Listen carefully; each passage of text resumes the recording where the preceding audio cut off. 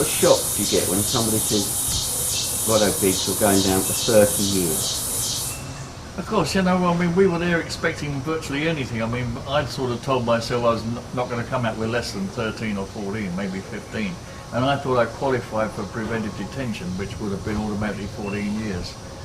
And this is what I told myself was going to happen to me because I had like a record that suited such a penalty. In fact, the judge went along and said, you deserve this and deserve that, but I'm not going to do this, so I'm going to send you to prison for 30 years. Well, my immediate reaction to that was to think the old guy's off his rocker, you know, because no one goes to jail for 30 years. And of course, the bottom falls out of your world when you hear it, needless to say. It is like a shock to the system. Such a shock to my system that my immediate reaction was to laugh, you know, not out loud, of course, but, you know, my wife was up in the gallery and I gave her a wave and, you know, you try to put on a bold front. But as you're going down the stairs into the cells, you feel well and truly that you've received a nasty kicking down below. Is that when it really hits you? Not in the court, when you stay sort of numb? No, because you are virtually numb when you're standing there, you know, you're nervous and you're hoping for a reasonable result, but because of the gravity of the crime, you know you're going to go down for a long time. But as you said, I'd sort of lived through these moments before, and it's always the same, you know, you don't know what you're going to get. Suddenly you find that the judge is saying 4 years, but in this case 30 years.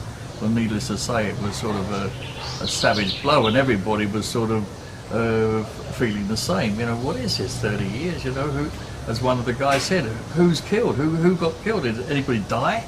We got 30 years for what? For robbery? And going a little bit further, it was the reason that provoked the fella to get me out of prison. Because he was so indignant about the whole idea. The fact that he said, how can anybody go to prison for 30 years? It's ridiculous. For robbery, it's never been known.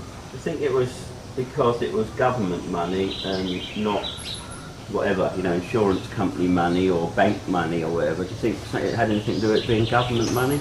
No, I think the gravity of the crime lied in the fact that it was the Queen's mail, you know, and that it was, to all intents and purposes, an attack on a royal establishment. So treason, really? On a part of treason, yeah. So why should this bloke want to help you?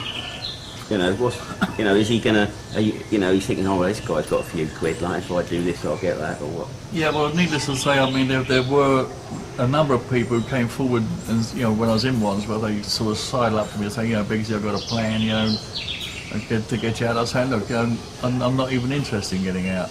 And it was the same thing with this fella beside me, you know, because he said, look, I've got a year to do, and he said, it's diabolical that you went down for such a long time. Do me a favour, let me get you out.